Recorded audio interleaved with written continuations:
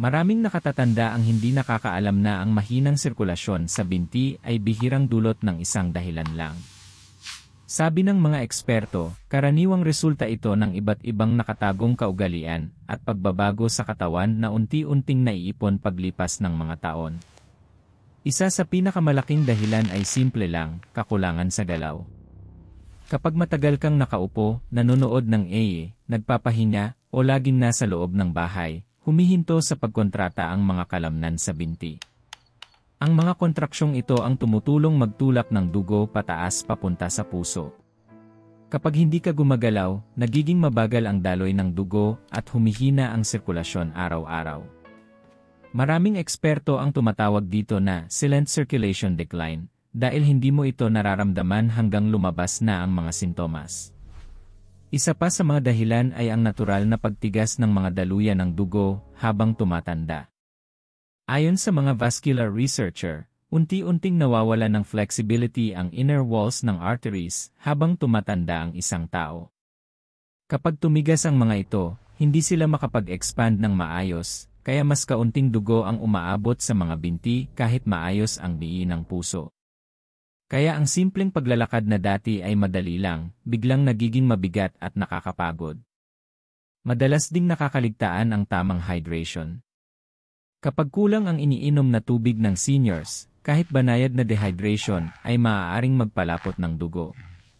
Kapag mas malapot ang dugo, mas mabagal itong gumagalaw, at mas nahihirapan ang puso na itulak ito sa masisikip na daluyan. Kaya ang mga maiinit na inumin, kasama ang isang tasa na tatalakayin natin mamaya, ay nakatutulong talaga. Ang pagkain ng mataas sa asin at mga processed foods ay isa ring salik. Nagdudulot ito ng water retention sa maling bahagi ng katawan na nagiging dahilan ng pamamaga sa paa at bukong-bukong. Kapag may pamamaga, mas lalo pang nahihirapan ang dugo na gumalaw ng malaya, lalo na kapag pinagsama sa pagtigas ng mga daluyan dahil sa edad. Nakakaapekto rin ang kakulangan sa mahalagang nutrisyon. Kapag kulang ang katawan sa vitamins tulad ng C at A at minerals tulad ng magnesium, humihina at nagiging inefficient ang mga daluyan ng dugo. Sa paglipas ng panahon, nagdudulot ito ng mabagal na blood flow, panalamig ng paa, at pakiramdam na madaling manhid ang binti. Huwag ding kalimutan ang pangmatagalang stress. Tinutighten ng stress hormones ang mga blood vessel, pati na ang mga nasa binti. Maraming seniors ang hindi nakakakonekta sa stress bilang sanhi ng problema sa sirkulasyon, pero malinaw at malakas ang ugnayan ayon sa mga eksperto. Kung nakikita mo ang isa man lang sa mga ito sa araw-araw mo, mag-comment ng understands para malaman ng ibang manonood na hindi sila nag-iisa. At huwag kalimutang mag-subscribe sa Gintong Sustansya para sa iba pang makakatulong na aral. Habang tumatanda tayo, maraming pagbabago sa katawan ang hindi napapansin hanggang maging halata na ang mga palatandaan. Isa sa pinakamalaking pagbabago ay kung paano dumadaloy ang dugo sa mga binti. Ayon sa mga eksperto tulad ni Michael Creaky, isang kilalang mananaliksik sa vascular aging, kapag ang isang tao ay umaabot ng edad 55 pataas, ang mga daluyan ng dugo ay natural na nagiging mas matigas, mas makipot, at minsan mas makapal sa loob. Dahil dito, mas kaunting dugo ang dumadaloy sa bawat pintig ng puso. Kapag hindi sapat ang dugo na umaabot sa mga kalamnan ng binti, hindi nila nakukuha ang oxygen na kailangan nila para gumana ng maayos. Hindi rin nila nakukuha ang nutrients para manatiling malakas at may enerhiya. Kaya maraming seniors ang naglalarawan sa kanilang binti bilang mabigat, mabagal, madaling mapagod, nanghihina kahit sa maikling lakad, nananakit o nagkikramp lalo na sa gabi. Kung nakaranas ka ng burning sensation sa iyong mga binti matapos maglakad ng kaunti, kadalasan ay dahil ito sa pangangailangan ng kalamnan ng mas maraming dugo, pero hindi ito maibigay ng mabilis ng mga daluyan. Isa pang dahilan ng paghina ng sirkulasyon ay ang mas mabagal na pumping power. Malakas pa rin ang puso, pero mas matindi ang effort na kailangan para itulak ang dugo pababa sa paa at iahon muli ito pataas. At dahil sa gravity, ang mga binti ang pinaka-challenging na bahagi ng katawan na suplayan ng dugo. Idagdag mo pa na maraming seniors ang mas madalas nakaupo, nagpapahinga, o umiiwas maglakad ng malayo dahil sa knee pain o paninigas ng kasukasuan. Kapag hindi gumagalaw ang mga kalamnan, nawawala ang natural na kakayahan ng mga veins sa binti na itulak ang dugo pataas. Dahil dito, lalong lumalala ang mahinang sirkulasyon. Napapansin din ng mga eksperto na ang mga seniors na kulang sa tubig ay may mas malapot na dugo, kaya mas mabagal ang pagdaloy. Kahit banayad na dehydration ay sapat para bumagal ang circulation.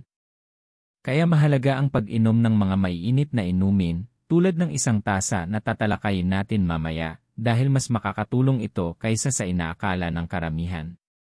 Kung may kahit isang punto dito na tumama sa karanasan mo, mag-comment ng yes para makita ng iba na hindi sila nag-iisa. At kung bago ka dito, siguraduhin mag-subscribe sa Gintong Sustansya para sa lingguhang practical health videos. Maraming nakatatanda ang hindi napapansin na ang mahinang sirkulasyon sa binti ay bihirang dulot ng isang dahilan lang. Ayon sa mga eksperto, kadalasan itong resulta ng iba't ibang nakatagong kaugalian at pagbabago sa katawan na unti-unting naiipon habang tumatanda. Isa sa pinakamalaking dahilan ay simple lang, kakulangan sa galaw. Kapag matagal kang nakaupo, nanonood ng nagpapahinga, o laging nasa loob ng bahay, humihinto ang natural na pagkontrata ng mga kalamnan sa binti. Ang mga kontraksyong ito ang tumutulong magtulak ng dugo pataas papuntang puso. Kapag hindi ka gumagalaw, bumabagal ang daloy ng dugo at humihina ang sirkulasyon araw-araw. Tinatawag ito ng mga eksperto na silent circulation decline, dahil hindi mo ito mararamdaman hanggang lumabas na ang malinaw na sintomas. Isa pang malaking dahilan ay ang natural na pagtigas ng mga daluyan ng dugo habang tumatanda. Ayon sa mga vascular researcher, unti-unting nawawalan ng flexibility ang inner walls ng arteries. Kapag matigas ang mga ito, hindi sila makapag-expand ng maayos, kaya mas kaunting dugo ang nakakarating sa binti kahit normal ang pagpili ng puso. Kaya ang simpleng paglalakad na dati ay madali lang, biglang nagiging mabigat at nakakapagod. Mahalaga rin ang hydration, pero madalas itong nakakaligtaan. Kapag kulang sa tubig ang seniors, kahit banayad na dehydration ay maaaring magpalapot ng dugo. Kapag malapot ang dugo, mas mabagal itong gumagalaw at mas nahihirapan ang puso na itulak ito sa masisikip na daluyan. Kaya ang pag-inom ng maiinit na likido, kabilang ang isang tasa na tatalakayin natin mamaya, ay may malaking epekto. Ang pagkain na mataas sa asin at mga processed foods ay isa pang salarin. Nagdudulot ito ng water retention sa maling bahagi ng katawan na nagreresulta sa pamamaga sa paa at bukong-bukong. Kapag may pamamaga, mas lalo pang humihina ang daloy ng dugo, lalo na kapag pinagsama sa pagtigas ng mga daluyan dahil sa edad. Nakakaapekto rin ang kakulangan sa mahalagang nutrisyon. Kapag kulang ang katawan sa vitamins tulad ng C at minerals tulad ng magnesium, humihina ang mga blood vessel at nagiging hindi efficient. Sa paglipas ng panahon, nagdudulot ito ng mabagal na pagdaloy ng dugo, malamig na paa, at pakiramdam na madaling manhid ang binti. Huwag ding baliwalain ang pangmatagalang stress. Pinakikipot ng stress hormones ang mga daluyan ng dugo, pati ang nasa binti. Maraming seniors ang hindi nakakakita ng koneksyon ng emosyonal na stress sa sirkulasyon, pero malinaw ang ugnayan ayon sa mga eksperto. Kung may isa man dito na tugma sa buhay mo, mag-comment ng understand para malaman ng ibang manonood na hindi sila nag-iisa. At huwag kalimutang mag-subscribe sa Gintong Sustansya para sa mas marami pang tulong na aral. Maraming seniors ang nakakapansin ng maliliit na pagbabago sa kanilang mga binti bago pa maging seryoso ang problema sa sirkulasyon. Pero madalas itong binabaliwala at itinuturing lang na tanda ng edad. Paalala ng mga eksperto, nagpapadala ang katawan ng mga senyales bago pa maging delikado ang mababang blood flow at ang maagang pagkilala sa mga senyales na ito ay napakahalaga. Isa sa mga pinakamaagang senyales ay ang nighttime leg cramps. Nasa kama ka na, nagpapahinga, tapos biglang tumitigas o kumikipot ang binti. Madalas itong nangyayari dahil kulang ang oxygen-rich blood na pumapasok sa kalamnan, lalo na pagkatapos ng mahabang araw ng pag-upo o pagtayo. Kadalasan, minamasahe lang ito ng seniors, pero ang tunay na problema ay mahinang sirkulasyon. Isa pang senyales ay ang mabilis na pagkapagod ng binti. Baka dati madali lang maglakad papunta sa tindahan, pero ngayon ay parang mabigat na. O kaya mas kaunting hagdan pero parang nakakapagod agad. Hindi lang ito simpleng panghihina, madalas ay senyales ito na hindi sapat ang dugo at oxygen na nakakarating sa mga kalamnan. Ang tusok-tusok, pamamanhid, o parang pins and needles sa paa at daliri ay mahalagang indikasyon din nangyayari ito kapag kulang ang tuloy-tuloy na blood flow para sa mga nerves. Sobrang sensitibo ang nerves sa mababang sirkulasyon, kaya sila ang unang nagbibigay ng reklamo. Madalas ding senyales ang malamig na paa kahit mainit ang ibang bahagi ng katawan. Kapag makitid o matigas ang mga daluyan ng dugo, nahihirapan ang mainit na dugo na makarating sa mga daliri ng paa. Madalas sinisisi ng seniors ang malamig na panahon, pero kadalasan ay dahil ito sa mabagal na sirkulasyon. Isa pang senyales na nakakagulat para sa marami ay ang mabagal na paghilom. Ang maliit na hiwa, gasgas, o pasa ay mas matagal maghilom kapag mahina ang sirkulasyon. Kapag mabagal ang daloy ng dugo, hirap ang katawan maghatid ng nutrients at immune support na kailangan sa paghilom. Ang pamamaga sa paa at bukong-bukong ay isa pang red flag. Kapag mabagal ang blood flow, naiipon ang fluid sa ibabang bahagi ng binti. Nagdudulot ito ng bigat, paninigas, at kirot. Maraming seniors ang tinatawag itong pagod lang, pero ito ay malinaw na senyales ng humihinang sirkulasyon. Kung naranasan mo kahit isa sa mga senyales na ito, leg cramps, mabagal na paghilom, malamig na paa, pamamaga, pamamanhid, o mabilis na pagkapagod, mag-comment ng layas para malaman ng iba kung gaano ito kalaganap. At kung nakakatulong sa iyo ang impormasyong ito, pindutin ang thumbs up at mag-subscribe sa Gintong Sustansya para hindi ka mahuli sa mga mahahalagang health tips para sa seniors. Ngayon, punta na tayo sa bahaging hinihintay ng maraming nakatatanda, ang inumin na maaaring makatulong sa mas maayos na pagdaloy ng dugo papunta sa inyong mga binti. Hindi ito mahika at hindi ito kapalit ng tamang payong medikal. Pero madalas itong banggitin ng mga eksperto sa nutrisyon at natural wellness dahil sa kombinasyon nitong tumutulong sa hydration, flexibility ng mga daluyan ng dugo, at mas maayos na sirkulasyon. At ang inuming iyon ay isang mainit na tasa ng luya at lemon tea. Maraming tao ang iniisip na para lang sa tiyan ng luya, pero paliwanag ng mga eksperto, ang luya ay may natural na compounds na tinatawag na gingerols na maaaring makatulong para mas madaling makadaloy ang dugo sa mga daluyan. Sinuri ang mga compound na ito dahil sa kakayahan nilang suportahan ang mas maayos na pagdaloy at bawasan ang paninigas ng mga ugat. Napakahalaga nito, lalo na sa seniors na natural na tumitigas ang arteries habang tumatanda. Ang lemon naman ay puno ng vitamin E, isang nutrisyong mahalaga para mapanatiling matibay at flexible ang mga pader ng blood vessels. Tinutulungan ng vitamin E ang paggawa ng collagen, na tumutulong panatilihing malusog at elastic ang mga daluyan ng dugo. Kapag mas flexible ang blood vessels, mas madali para sa dugo na makarating sa binti, daliri ng paa, at mga kalamnan na palaging nangangailangan ng oxygen. Kapag pinagsama mo ang luya at lemon sa mainit na tubig, may nakakawiling nangyayari. Tumutulong ang maiinit na likido para bahagyang mag-relax at mag-expand ang mga daluyan. Hindi ibig sabihin nito na bumubukas sila ng sobra, ang init lang ang tumutulong sa mas maayos na daloy. Kung naranasan mong mas gumiginhawa ang kamay o paa kapag may hinahawakang mainit, iyon din ang nangyayaring epekto sa loob ng katawan.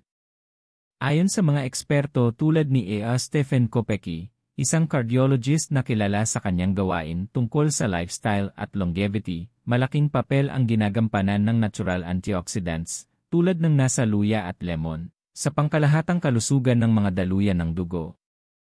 Hindi ito kumikilos agad-agad, pero kapag iniinom ng regular, maaaring makatulong itong mapanatili ang mas maayos na sirkulasyon. Isa pang dahilan kung bakit epektibo ang inuming ito ay dahil sa hydration. Maraming seniors ang hindi namamalayang dehydrated buong araw. Kaunti lang ang iniinom na tubig, lalo na sa umaga, at nagiging mas malapot ang dugo. Kapag malapot ang dugo, bumabagal ang daloy at bumibigat ang pakiramdam ng mga binti. Ang pag-inom ng isang mainit, nakaka-hydrate na tasa sa umaga ay tumutulong magsimula ng mas maganda at mas komportableng sirkulasyon. Kung bakit makapangyarihan, ang inuming ito ay hindi dahil komplikado ang laman, kundi dahil napakasimple at kayang inumin ng tuloy-tuloy. Isang mainit na tasa araw-araw ay madalas sapat para maramdaman ng seniors na mas gumiginhawa ang binti at mas magaan ang pakiramdam sa paglipas ng panahon. Natural, madali at ligtas itong gawin. Kung naniniwala ka na mahalaga pa rin ang natural remedies sa kalusugan ng seniors, mag-type ng Maya sa comments para makita rin ito ng iba. At kung hindi ka pa nakasubscribe, gawin mo na ito sa Gintong Sustansya, tahanan ng malinaw at praktikal na health education para sa seniors at kanilang pamilya. Magpatuloy tayo. Bago tayo magpatuloy, pag-usapan muna natin kung paano ihanda ng tama ang simpleng inuming ito na sumusuporta sa mas mahusay na sirkulasyon. Maraming seniors ang sumusubok ng natural remedies pero hindi nila ito hinahanda sa paraang nagbibigay ng pinakamagandang benepisyo. Simple, banayad, at nakaka-comfort ang inuming ito, ngunit mahalaga ang tamang paraan ng paghahanda. Magsimula sa isang tasa ng malinis na tubig. Mahalaga ang paggamit ng mainit o bagong pinakulo ang tubig dahil ang init ang tumutulong maglabas ng natural oils mula sa luya. Ang oil na iyon ang may gingerols na sinasabi ng eksperto na maaaring makatulong sa vessel comfort at maayos na daloy ng dugo. Hindi ito nalalabas ng maayos sa malamig na tubig kaya kritikal ang init. Susunod, gumamit ng sariwang luya kung maaari. Mas mataas ang active compounds ng fresh ginger kumpara sa powdered ginger. Kailangan mo lang ng kaunti, mga kalahating kutsarita na grated ginger o ilang manipis na hiwa. Mali ang ginagawa ng maraming seniors na sobrang dami ang nilalagay, kaya nagiging sobrang tapang ang lasa at mahirap sa tiyan. Ang kaunting luya ay sapat na. Ilagay ang luya sa mainit na tubig at hayaang kumulo ng banayad sa loob ng 5 minuto. Ang maikling simmering time na ito ang naglalabas ng natural compounds nang hindi ginagawang sobrang tapang ang tsaa. Habang kumukulo, napapansin mong lumalabas ang amoy luya, senyales na naililipat na ang oil sa tubig. Pagkatapos nitong pakuluan, idagdag ang sariwang lemon juice, mga kalahating tablespoon. Laging idagdag ang lemon pagkatapos tanggalin sa init dahil nababawasan ang vitamin ni kapag sobrang mainit ang tubig. Kapag idinagdag sa dulo, nananatiling sariwa, maasim, at puno ng nutrisyon ang inumin. May ilang seniors na naglalagay ng kaunting honey para sa lasa. Optional ito at kaunting-kaunti lang ang kailangan. Hindi nakakapagpa-improve ng sirkulasyon ang honey, pero nakakatulong itong gawing mas masarap at mas madaling inumin araw-araw. Pinakamainam inumin ito 1 beses sa isang araw, kadalasan sa umaga, dahil kailangan ng katawan ng hydration pagkatapos matulog. Ang mainit na inuming ito ay tumutulong magsimula ng komportableng pagdaloy ng fluids sa katawan. Maraming tao ang gusto itong inumin ng dahan-dahan habang nararamdaman ang init na nagbibigay ginhawa sa kalamnan. Kung bakit epektibo ang routine na ito ay hindi dahil sa pagiging komplikado, kundi dahil sa consistency. Ang paggawa nito araw-araw ang nagbibigay ng banayad, ngunit tuloy-tuloy na suporta sa hydration at overall comfort. Madali itong ihanda, at pwedeng maging bahagi ng iyong morning routine kasabay ng almusal o light stretching. Kung tingin mo madaling gawin ito at kaya mong subukan, mag-type ng I will try it sa comments. Baka ang comment mo ang mag-udyok sa ibang senior para magsimula rin. At kung hindi ka pa nakasubscribe, tandaan mong mag-subscribe sa Gintong Sustansya para hindi mo ma-miss ang mga praktikal na health guides na ginawa para sa seniors at kanilang caregivers.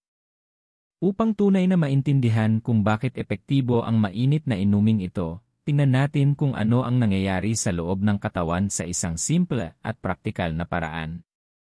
Maraming nakatatanda ang umiinom lang ng isang bagay dahil sinasabi na healthy, pero kapag naintindihan mo ang siyensya sa likod nito, kahit sa simpleng paliwanag, mas madali kang nagiging consistent at mas na-enjoy mo ang mga benepisyo. Kapag uminom ka ng mainit na inumin tulad ng ginger at lemon tea, Ang unang nangyayari ay ang banayad na pagluwag ng mga daluyan ng dugo. Hindi ito matinding pagbabago, kundi natural na pag-relax ng mga kalamnan sa paligid ng blood vessels. Kapag nag-relax ang mga ito, mas madali at mas maayos ang pagdaloy ng dugo. Ito ay lalo nang mahalaga para sa mga binti dahil pinakamalayo ang biyaheng tinatahak ng dugo papunta roon. May sarili ding papel ang luya. Ayon sa mga eksperto, may natural na sangkap ang luya na tumutulong magbigay ng ginhawa sa mga daluyan ng dugo at nakababawas ng tensyon sa mga tissue sa paligid nito. Tinutulungan nitong dumaloy ng mas maayos ang dugo, lalo na sa mga parte kung saan bumabagal ang sirkulasyon tulad ng binti at paa. Hindi tinutulak ng luya ang dugo, tinutulungan lang nitong gawin ng katawan ang likas nitong trabaho, ang magpanatili ng maayos na daloy. May mahalaga ring ambag ang lemon. Ang vitamin ni sa lemon ay gamit ng katawan para mapanatiling malusog at flexible ang mga dingding ng daluyan ng dugo. Para bang ito ang materyales na nagpapalambot at nagpapaluwag sa vessels para hindi sila tumigas. Kapag flexible ang vessels, mas magaan ang pagdaloy ng dugo. Napakahalaga nito para sa mga senior dahil natural na tumitigas ang arteries sa paglipas ng panahon. Isa pang kritikal na bahagi ng inuming ito ay hydration. Maraming nakatatanda ang nakakaramdam ng pagod, bigat, o panghihina sa binti dahil kulang sa tubig. Kapag dehydrated ang katawan, kahit bahagya lang, kumakapal ang dugo. Kapag mas makapal ang dugo, mas mabagal ang pagdaloy nito, kaya mas mabigat ang pakiramdam ng binti. Ang pag-inom ng mainit na likido ay tumutulong gawing mas normal ang lapot ng dugo, kaya mas maayos itong nakakaikot sa buong katawan. May isa pa itong magandang epekto, tulong sa temperature regulation ng katawan. Ang maiinit na inumin ay nakakatulong para mag-relax ang katawan, lalo na ang mga kalamnan sa binti na madalas humihigpit dahil sa mahinang daloy ng dugo. Kapag relaxed ang muscle, mas kaunti ang energy na kailangan nito, at mas kaunti rin ang oxygen na hinihingi, kaya mas efficient ang sirkulasyon. Marami ring seniors ang nagsasabing nakakaramdam sila ng banayad na ginhawa pagkatapos uminom ng mainit na ginger lemon tea, hindi dahil may biglaang nangyayari sa katawan, kundi dahil pinagsasama-sama nito ang hydration, init, at antioxidants na sabay-sabay tumutulong. Hindi ito himala. Hindi nito pinapalitan ang payo ng doktor, gamot o check-up. Pero bilang araw-araw na habit, sinusuportahan nito ang hydration, natural na pag-relax ng daluyan ng dugo, at pangkalahatang wellness, tatlong bagay na kailangan ng bawat senior para mas komportable ang mga binti at mas magaan kumilos. Kung gusto mo pang matuto kung bakit gumagana ang mga simpleng bagay na ganito, at gusto mo pang ibang video na nagpapaliwanag ng katawan sa malinaw at simpleng paraan, mag-comment ng more videos please sa ibaba. Nakakatulong ang comment mo para makagawa kami ng mas maraming praktikal na gabay para sa seniors. At bago tayo magpatuloy, pindutin muna ang thumbs up at mag-subscribe sa Gintong Sustansya para hindi mo ma-miss ang susunod na mahahalagang chapters. Ngayon na napag-usapan na natin ang mainit na inuming nakatutulong sa mas maayos na sirkulasyon, mahalagang maintindihan na malaki rin ang epekto ng araw-araw mong pagkain sa pagdaloy ng dugo papunta sa mga binti. Ayon sa mga eksperto sa vascular nutrition, may mga pagkain na may natural na sangkap na tumutulong sa flexibility ng mga daluyan ng dugo, nagbabawas ng internal stress ng katawan, at nagbibigay ng mga nutrisyong kailangan ng mga kalamnan at vessels habang tumatanda ka. Magsimula tayo sa mga prutas, lalo na ang oranges at iba pang citrus fruits. Puno ang mga ito ng vitamin E, isa sa pinakamahalagang nutrients na kailangan ng katawan para mapanatiling matibay at flexible ang daluyan ng dugo.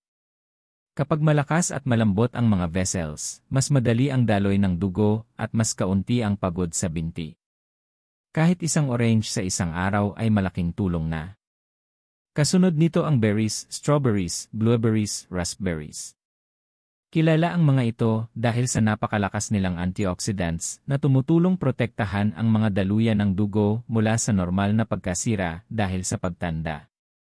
Tinutulungan ng antioxidants na manatiling maayos ang daloy, lalo na sa maliliit na vessels na papunta sa mga daliri ng paa at lower legs.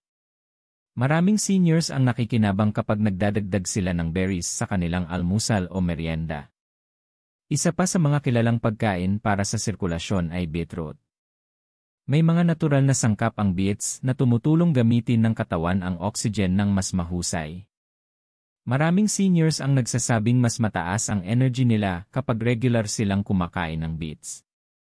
Ang iba ay mas gustong beet juice habang ang iba naman ay nilagang beets. Kahit alin, malakas itong suporta para sa circulation. Tahimik pero makapangyarihan din ang oats. Madalas iniisip lang ng tao ang oats para sa digestion, pero malaki rin ang tulong nito sa puso at daluyan ng dugo.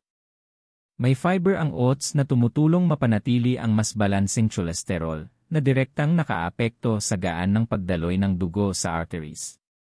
Ang pagsisimula ng umaga sa oatmeal ay simpleng habit na may pangmatagalang benepisyo.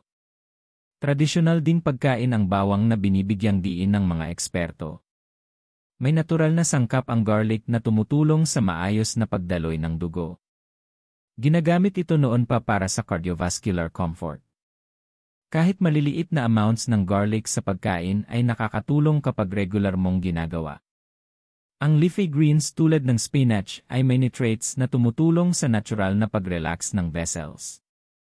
Nagbibigay rin ang mga ito ng magnesium at potassium, dalawang mineral na kailangan ng mga kalamnan sa binti para sa tamang contraction at relaxation. Lalo na ang magnesium, mahalaga ito para mapanatiling kalmado at hindi tense ang mga daluyan ng dugo. Mahalaga rin ang healthy fats. Ang walnuts, almonds, avocado, at olive oil ay tumutulong sa mga daluyan ng dugo sa pamamagitan ng pagpanatili ng magandang balance ng fats sa katawan.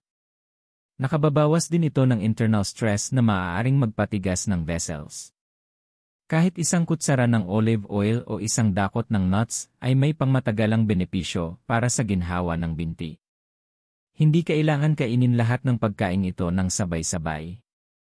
Ang mahalaga ay consistency, kahit isa o dalawang pagkain lang mula sa listahang ito ang idagdag mo sa iyong araw-araw o lingguhang routine, makakatulong ito sa mas maayos na daloy ng dugo habang tumatagal. Kung kumakain ka na ng ilan sa mga pagkain ito, mag-comment ng ngaya sa ibaba. At kung may nakita kang pagkain gusto mong simulan idagdag sa iyong mga pagkain, ay share sa comments, baka ma-inspire mo rin ang iba na simulan ang sarili nilang healthy habit. Huwag kalimutang pindutin ang thumbs up at mag-subscribe sa Gintong Sustansya para hindi mo ma-miss ang mga praktikal na gabay para manatiling malakas at aktibo ang mga seniors. Ngayon na naiintindihan mo kung paano nakatutulong ang mainit na inumin at tamang pagkain sa sirkulasyon, pag-usapan naman natin ang mga simpleng pang-araw-araw na gawi na pwedeng magbigay ng malaking tulong para manatiling maayos ang pagdaloy ng dugo sa iyong mga binti. Maraming nakatatanda ang naniniwalang kailangan nila ng mabibigat na ehersisyo o mahabang paglalakad para gumanda ang sirkulasyon, pero ayon sa mga eksperto, ang pinakamahalaga ay maliliit pero tuloy-tuloy na galaw na gumigising sa mga kalamnan at nagpapasigla sa mga daluyan ng dugo. Isa sa pinakamadaling gawin ay ang dahan-dahang pag-ikot ng bukong-bukong. Maaari mo itong gawin habang nakaupo o nakahiga. Ikot mo lang ang paa sa bilog, 10 ikot pa kaliwa, 10 ikot pa kanan. Maliit na galaw lang ito pero pinapagana nito ang calf muscles, na nagsisilbing natural pump na tumutulong itinulak paakyat ang dugo. Wala pang 1 minuto pero malaki ang tulong sa sirkulasyon. Isa pang simpleng gawi ay ang regular na pagtayo. Maraming senior ang nakaupo ng matagal, nanonood ng AE, nakikipag-usap o nagpapahinga. Pero kapag masyadong matagal na nakaupo, bumabagal ng husto ang daloy ng dugo sa mga binti. Inirerekomenda ng mga eksperto na tumayo kahit 1 beses bawat 30 hanggang 45 minuto. Kahit 30 segundo lang na pagtayo, nakakatulong na ma-reset ang sirkulasyon. Ang paglalakad ay isa pa ring pinakamahusay na pampasigla ng sirkulasyon, pero hindi kailangang mabilis o mahaba. Kahit 5 minuto lang ng mabagal na paglalakad sa loob ng bahay ay nakatutulong ng husto. May ibang senior na mas gusto ang paglakad sa umaga o hapon sa labas. Ang mahalaga ay gumagalaw ka, hindi ang bilis. Malaki rin ang tulong ng pag-elevate ng binti. Kapag humiga ka at bahagyang tinaas ang mga binti gamit ang unan, tinutulungan ng gravity na bumalik ang dugo sa itaas ng katawan. Napakaganda nito lalo na sa hapon o gabi kapag mabigat o namamaga ang mga binti. Kahit 0 minuto lang, ramdam na ang gaan. Makakatulong din ang banayad na calf stretching. Ipahinga ang kamay sa pader, iusod ang isang binti paatras, at itapak ng diretsyo ang sakong sa sahig. I hold ng 0 hanggang 15 segundo. Nakaka-relax ito sa calf muscles at nagtataguyod ng mas maayos na daloy ng dugo. Mahalaga rin ang pag-inom ng sapat na tubig, pero madalas itong nakakaligtaan. Maraming senior ang konti lang kung uminom ng hindi nila namamalayan. Kapag dehydrated ang katawan, mahirap gumalaw ang sirkulasyon dahil lumalapot ang dugo. Ang simpleng paglalagay ng basong tubig sa tabi mo at pagsipsip paminsan-minsan ay malaking tulong na para sa sirkulasyon at lakas ng binti. Makatutulong din ang pagsusuot ng komportable at hindi masikip na damit.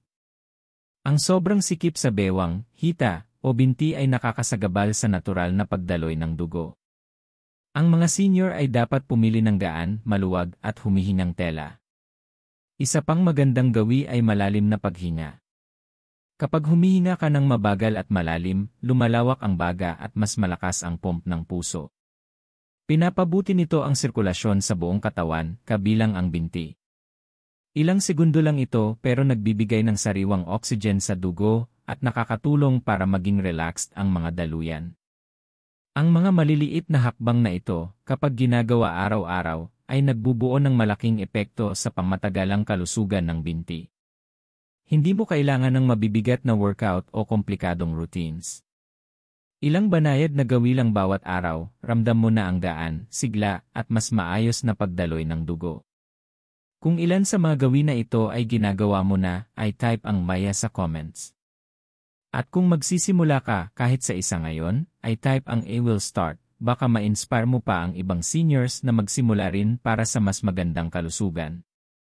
At huwag kalimutang i-like ang video at mag-subscribe sa Gintong Sustansya para sa marami pang simpleng gabay na tutulong sa mga seniors na manatiling masigla at independent. Magpatuloy na tayo sa susunod na bahagi.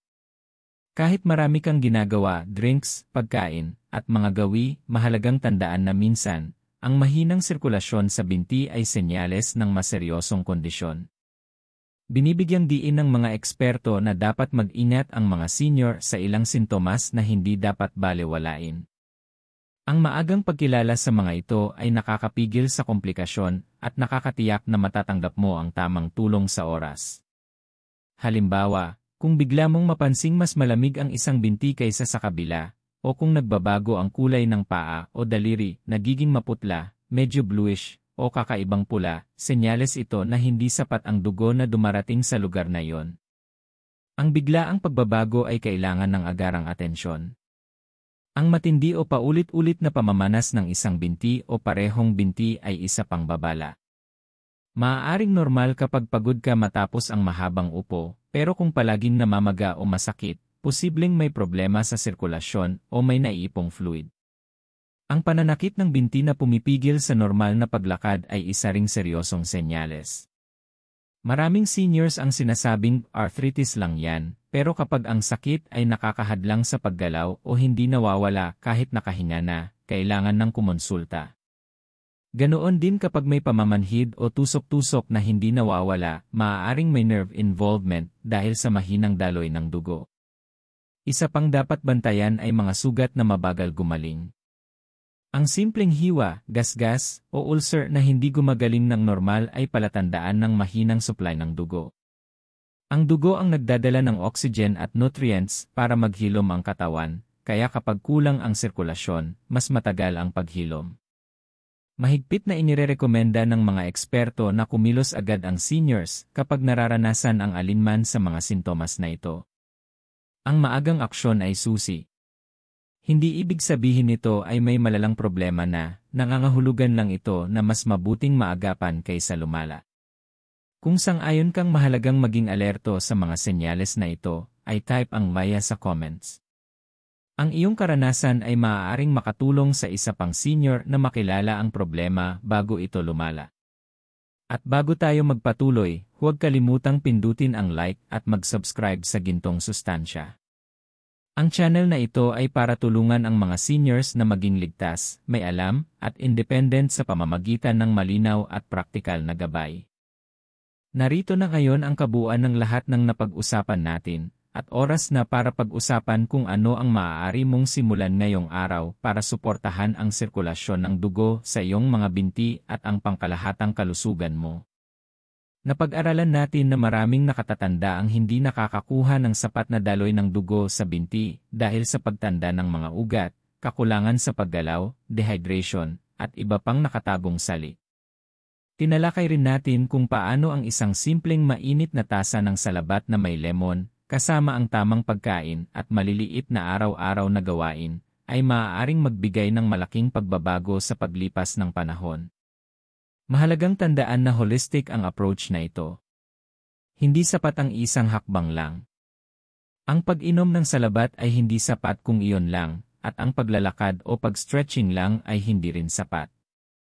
Pero kapag pinagsama mo ang mga ito, tamang hydration, natural antioxidants, banayad na paggalaw, at pagiging aware sa mga senyales ng katawan, binibigyan mo ang iyong mga binti ng pinakamagandang pagkakataon para manatiling malakas, komportable at malusog. Simulan mo sa paggawa ng mainit na inumin bilang araw-araw na routine. Ipares ito sa kahit isang pagkain tumutulong sa sirkulasyon bawat araw, tulad ng berries, beetroot, o leafy greens. Magdagdag ng isang simpleng movement habit, ankle rotations, banayad na stretching, o maikling paglakad, at gawin itong consistent. Paglipas ng mga linggo, maaari mong mapansing mas magaang ang pakiramdam ng iyong mga binti, hindi madaling mapagod, at mas energized. Magiging mindful ka rin sa iyong katawan. Pansinin ang pamamanhid, pulikat, malamig na paa, o pamamaga. Hindi ito dahilan para kabahan, mga senyales lang ito. Gamitin mo ang mga ito para ayusin ang iyong mga nakagawian at humingi ng payo sa propesyonal kapag may hindi tama ang pakiramdam. Ang maagap na atensyon ang nakakaiwas sa maseryosong problema. Tandaan, consistency ang susi. Kahit maliliit na hakbang, basta araw-araw inuulit, ay nagdudulot ng totoong pagbabago sa paglipas ng panahon. Hindi mo kailangan ng komplikadong routine o mamahaling supplements. Ang mahalaga ay magsimula ka, gawing simple, at pakinggan ang mga senyales ng iyong katawan. Kung nakatulong sa iyo ang video na ito, ay type mo sa comments ang thank you. Ipaalam mo rin kung saan ka nanonood para makita natin kung gaano lumalaki ang ating community sa buong mundo. Mag-iwan ka rin ng thumbs up para mas marami pang seniors ang makadiskubre ng mga praktikal na tips na ito. At syempre, huwag kalimutang mag-subscribe sa Gintong Sustansya. Nandito ang channel na ito para magbigay ng diretsong, madaling sundan, at makabuluhang health guidance para sa mga seniors at kanilang pamilya. Tandaan, hindi pa huli ang lahat para kumilos, pangalagaan ang iyong sirkulasyon, at panatilihing malakas at masigla ang iyong mga binti. Maraming salamat sa panonood. Maging consistent, maging mindful, at alagaan ang iyong mga binti araw-araw.